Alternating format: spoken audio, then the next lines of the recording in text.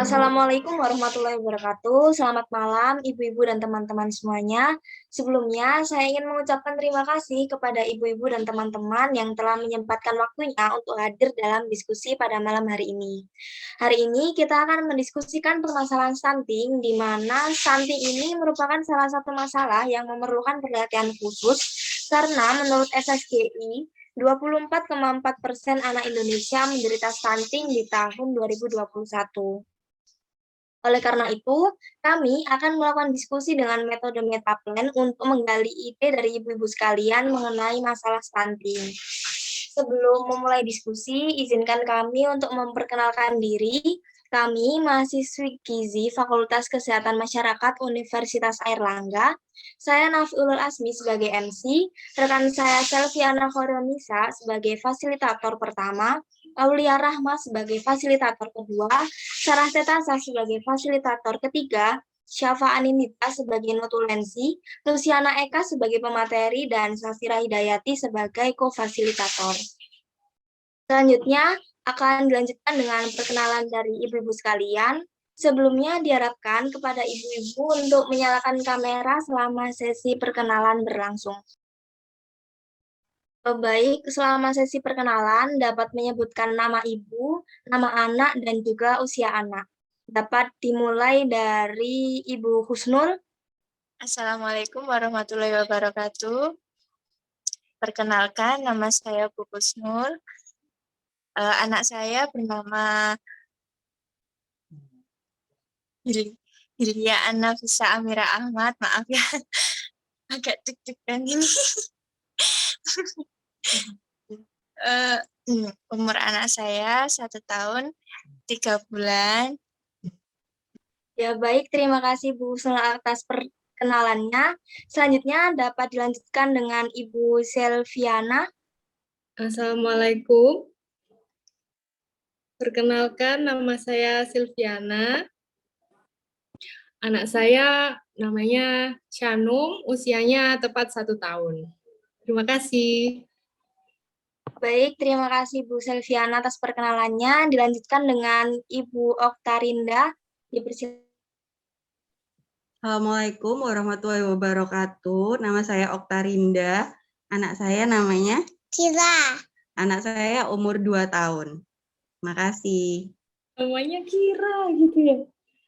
Baik, terima kasih Bu Oktarinda atas perkenalannya. Dilanjutkan dengan Ibu Umu Haidar, dipersilakan. Iya, Mbak, perkenalkan nama saya Fitri, tapi biasa dipanggil Umu Haidar.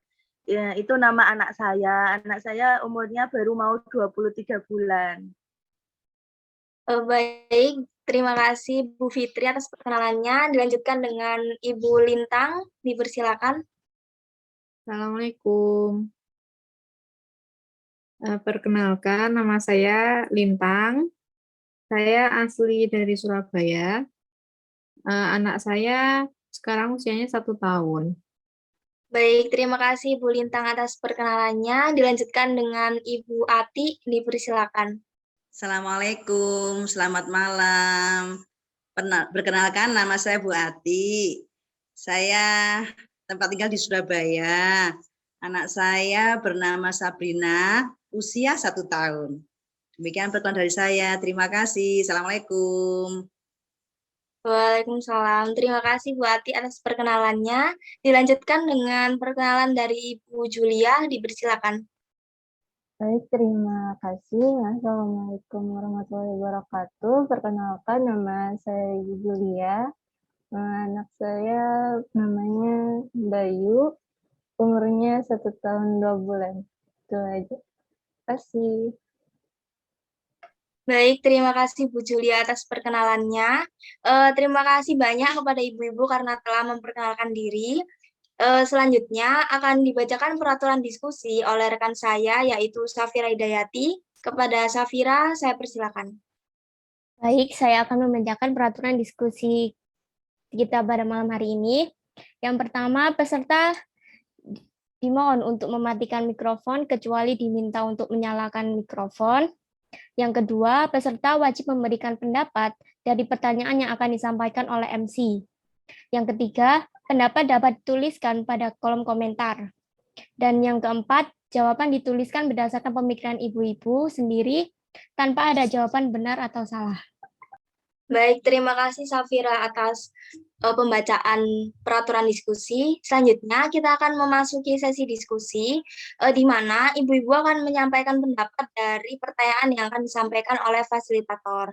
Kepada Selviana selaku fasilitator pertama, saya persilakan untuk menyampaikan pertanyaan dan membagikan alur.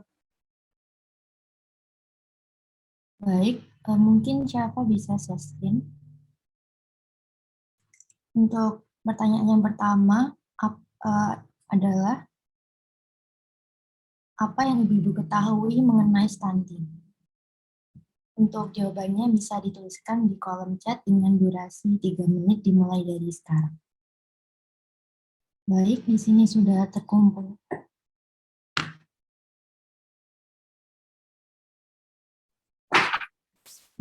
Di sini sudah terkumpul beberapa jawaban dari ibu-ibu semuanya. Yang pertama, ada kondisi anak mengalami gagal tumbuh karena gangguan penyerapan gizi. Mungkin bisa dimasukkan ke dalam alur 1. Apakah sepakat? Sepakat. Sepakat.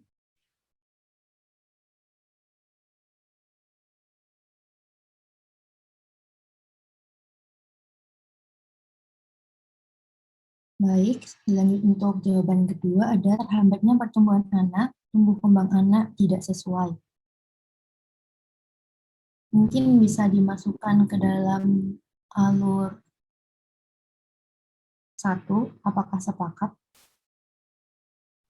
Sepakat. Sepakat.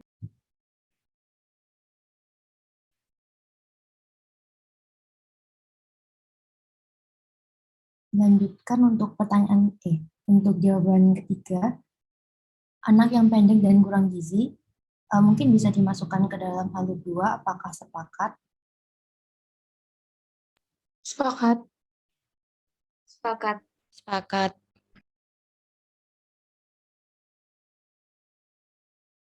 Baik, untuk jawaban keempat, yaitu tinggi badan anak lebih pendek daripada tinggi badan anak seusianya. Mungkin bisa dimasukkan ke dalam alur 2, apakah sepakat? Sepakat. Sepakat. Baik, untuk jawaban yang kelima ada kurang gizi. Mungkin bisa dimasukkan ke dalam alur 2, apakah sepakat? Sepakat. Sepakat.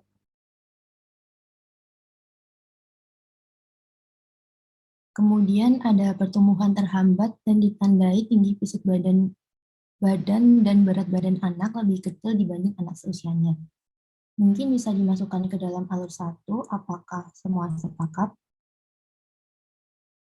Sepakat.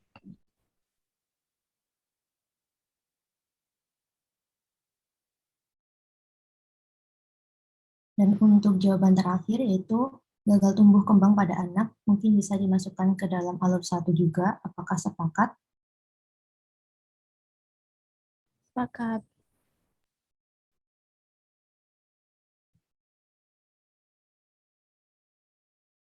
Baik, untuk pertanyaan 1 sudah selesai, mungkin bisa dilanjutkan ke pertanyaan kedua. Baik, terima kasih Selviana. Selanjutnya akan dilanjutkan dengan Aulia selaku fasilitator 2. Saya persilakan untuk menyampaikan pertanyaan dan membagikan alur. Baik, terima kasih Nafi. Selanjutnya untuk pertanyaan kedua, untuk ibu-ibu mohon dijawab. Jadi untuk pertanyaan kedua ini, kenapa stunting itu bisa terjadi pada anak? Mungkin bisa dituliskan jawabannya di kolom chat, kami beri waktu 3 menit. Terima kasih. Baik, terima kasih ibu-ibu atas jawabannya. Kita akan mengelompokkan untuk jawaban dari pertanyaan kedua ini. Baik, secara keseluruhan jawabannya hampir sama karena kekurangan gizi. Saya sebutkan dulu jawabannya. Yang pertama ada karena kurang gizi, kemudian ada kurangnya asupan gizi, kurang gizi selama masa pertumbuhan, adanya gangguan dan atau kurang gizi karena susah makan sehingga asupan gizinya kurang tercukupi, kemudian asupan gizi yang kurang, kemudian kekurangan asupan gizi dan kekurangan asupan gizi. Maka dari itu semuanya kita masukkan pada alur 1, apakah sepakat? Sepakat. Sepakat. Baik, terima kasih. Selanjutnya untuk pertanyaan ketiga akan dilanjutkan oleh fasilitator berikutnya. Saya kembalikan kepada Nafi. Terima kasih. Baik, terima kasih Aulia. Dilanjutkan dengan Tasa selaku fasilitator 3. Saya persilakan untuk menyampaikan pertanyaan dan membagikan alur. Baik, terima kasih Nafi. Selanjutnya ada pertanyaan ketiga, yaitu bagaimana cara mencegah stunting? Mungkin bisa dijawab oleh ibu-ibu melalui room chat dalam waktu 3 menit. Dipersilahkan. Baik, mungkin bagi Ibu Umu Haidar dan Ibu Lintang bisa memberikan jawabannya di room chat. Bagaimana cara mencegah stunting? Baik, karena ibu-ibu sudah menjawab dengan lengkap, maka saya akan bacakan jawabannya. Bagaimana cara mencegah stunting? Ada mengonsumsi makanan bergizi, beri makanan dengan gizi yang cukup, 6 bulan full ASI, imunisasi lengkap, gizi seimbang untuk ibu hamil, memberikan ASI eksklusif, memenuhi asupan gizi yang baik sejak masa kehamilan, memberikan makanan dengan gizi seimbang, memberi ASI eksklusif, memenuhi asupan gizi baik saat bayi dalam kandungan sampai bayi lahir. Maka dari itu kami akan menjadikan 2 alur. Yang pertama yaitu memberikan ASI eksklusif. Apakah dapat disepakati? Sepakat. Sepakat. Baik, bisa dimasukkan ke alur 1. Kemudian 6 bulan full ASI, imunisasi lengkap. Apakah dapat disepakati? Sepakat. Sepakat. Baik, bisa dimasukkan di alur 1. Kemudian ada memberikan ASI eksklusif. Apakah dapat disepakati? Sepakat. Baik, bisa dimasukkan di alur 1. Kemudian ada mengonsumsi makanan bergizi. Apakah dapat disepakati? Sepakat. Ya, baik, bisa dimasukkan di alur 2. Kemudian memberikan makanan dengan gizi yang cukup. Apakah dapat disepakati? Sepakat. Baik, bisa dimasukkan di alur 2. Kemudian memberikan makanan dengan gizi seimbang. Apakah dapat disepakati? Sepakat. Baik, bisa dimasukkan di alur 2. Dan yang terakhir, memenuhi asupan gizi baik saat bayi dalam kandungan sampai bayi lahir. Apakah dapat disepakati? Sepakat. Baik, bisa dimasukkan di alur 2. Baik, untuk sesi diskusi yang ketiga dapat dicukupkan. Saya kembalikan ke Nafi selaku MC. Baik, terima kasih Tasa. Karena semua pertanyaan telah disampaikan, maka sekarang kita akan mendengarkan kesimpulan yang akan disampaikan oleh Syafa selaku notulensi. Kepada Syafa, saya persilakan. Baik, saya akan menyampaikan kesimpulan pada diskusi pada malam hari ini. Yang pertanyaan pertama, apakah itu stunting? Untuk hal pertama, ada kondisi anak mengalami gagal tumbuh karena gangguan penyerapan gizi, lalu terhambatnya pertumbuhan anak, tumbuh kembang anak tidak sesuai, lalu ada pertumbuhan terhambat ditandai fisik tinggi badan dan berat badan anak lebih kecil dibanding anak seusianya dan gagal tumbuh kembang pada anak. Lalu alur kedua, ada anak yang pendek dan kurang gizi, lalu tinggi badan anak lebih pendek daripada tinggi badan anak seusianya dan kurang gizi. Selanjutnya pada pertanyaan kedua, kenapa stunting bisa terjadi pada anak? Di alur 1 itu ada jawabannya karena kurang gizi, lalu kurang gizi selama masa pertumbuhan, asupan gizi yang kurang, kurangnya asupan gizi, adanya gangguan dan atau kurang gizi karena susah makan sehingga asupan gizinya kurang tercukupi, kekurangan asupan gizi dan kekurangan asupan gizi. Jadi di alur, kenapa kita jadikan alur 1? Karena jawabannya kurang lebih sama ya. Lalu untuk pertanyaan ketiga, bagaimana cara mencegah stunting? Ada dua alur. Yang alur pertama itu memberikan ASI eksklusif, 6 bulan full ASI, imunisasi lengkap, gizi seimbang untuk ibu hamil, dan memberikan ASI eksklusif memenuhi asupan gizi yang baik sejak masa kehamilan. Untuk alur keduanya, ada mengonsumsi makanan bergizi, lalu memberikan makanan dengan gizi yang cukup, lalu memberikan makanan dengan gizi seimbang, memenuhi asupan gizi baik saat bayi dalam kandungan maupun saat sampai bayi lahir. Dan saya kembalikan kepada MC. Baik, terima kasih Syafa atas kesimpulannya. Selanjutnya, kita akan mendengarkan penjelasan yang tepat mengenai stunting yang akan disampaikan oleh Luciana. Kepada Luciana, saya persilakan. Baik, terima kasih Nafi atas kesempatannya. Mungkin bisa di-share screen dulu posternya.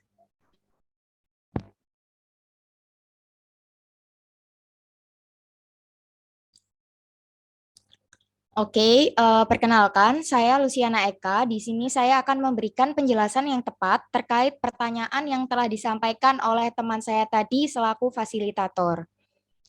Yang pertama mengenai apa itu stunting. Nah, stunting sendiri itu bisa didefinisikan sebagai kondisi gagal tumbuh pada anak balita akibat kekurangan gizi kronis, terutama dalam 1000 hari pertama kehidupan. Mungkin bisa diganti posternya.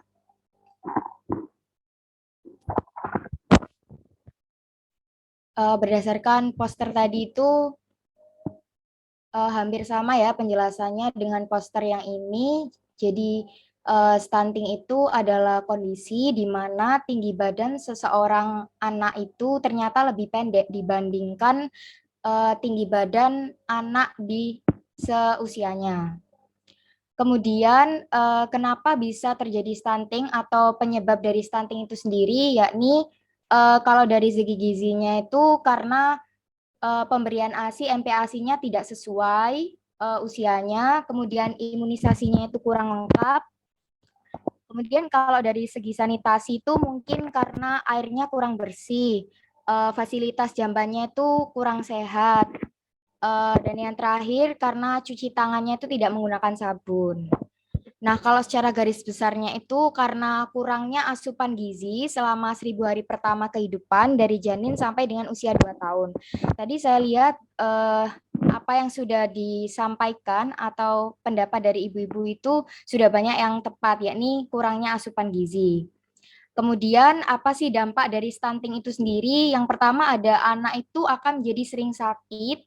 Yang kedua, bila sakit nantinya itu anak akan susah sembuh. Dan yang ketiga, anak cenderung mempunyai tinggi badan yang pendek. Dan yang terakhir, kecerdasan anak itu menjadi tidak optimal. Lalu bagaimana sih cara untuk mencegahnya? Jadi ada 3 garis besar. Yang pertama itu cukupi gizinya. Yang kedua lengkapi imunisasinya. Dan yang ketiga perbaiki sanitasinya.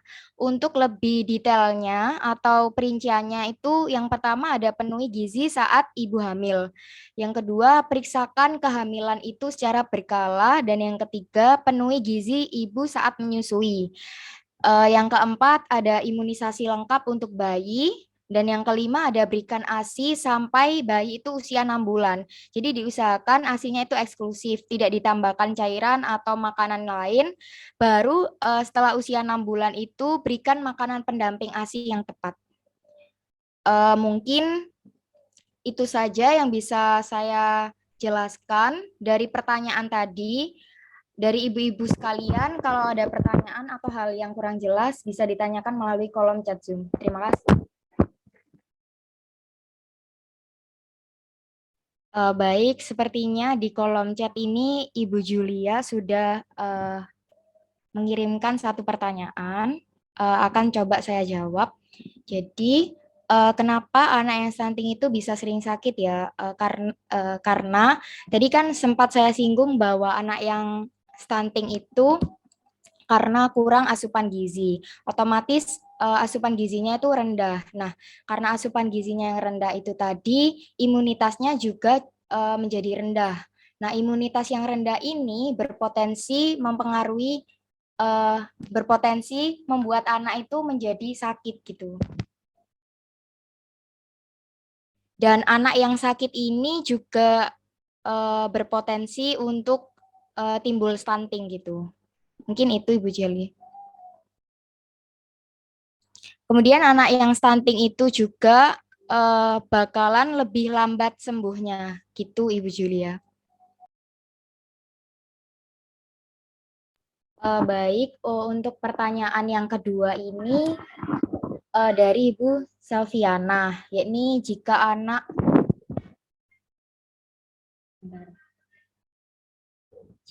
sudah dikatakan mengalami stunting, apakah masih bisa diperbaiki ya pertumbuhannya untuk kedepannya? Kalau jawaban dari saya itu masih bisa diperbaiki. Biasanya dari dokter itu akan menganjurkan makanan yang tinggi protein, karena protein itu berperan penting gitu dalam pertumbuhan. Kemudian kalau stunting itu kan karena tingginya ya yang cenderung pendek. Jadi secara fisik itu masih bisa dikejar, tapi kalau masalah otaknya itu belum bisa gitu.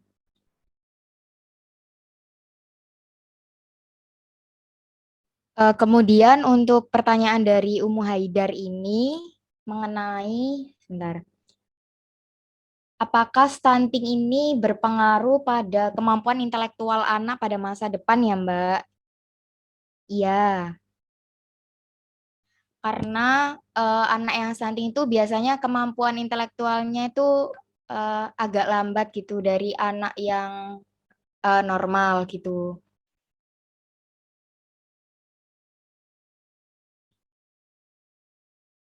Tetapi anak yang stunting ini kemampuan intelektualnya tetap tertinggal dari anak-anak yang tidak stunting, tapi masih bisa kok dilatih dan tetap didukung dengan pemberian asupan yang baik gitu. Mungkin itu. Oh maaf tadi belum on mic, jadi saya mau mengulangi pertanyaan dari Ibu Hati. Mbak, bagaimana caranya supaya anak yang stunting bisa mempunyai kondisi yang sama dengan anak seusianya? Apakah tinggi badan dan kecerdasannya bisa normal seperti anak seusianya, dan apa yang harus dilakukan orang tua jika punya anak yang stunting? Kalau dari saya itu seperti yang sudah saya jelaskan tadi, bahwa bisa dikejar pertumbuhannya dengan cara dipenuhi asupan gizinya, terutama dalam pemenuhan protein, karena protein di sini tuh sangat berperan dalam pertumbuhan. Kemudian dilatih juga dari kemampuan otaknya, gitu. Baik, sepertinya pertanyaannya sudah selesai dijawab oleh Luciana. Terima kasih Luciana atas penyampaian materi dan terima kasih telah menjawab pertanyaan. Terima kasih juga kepada ibu-ibu sudah mengajukan pertanyaannya. Selanjutnya karena sesi diskusi, materi, dan maka berakhirlah acara kita pada hari ini. Sebelumnya kita akan melakukan sesi dokumentasi terlebih dahulu. Dimohon kepada ibu-ibu untuk menyalakan kamera. Baik, sesi dokumentasi akan kami mulai.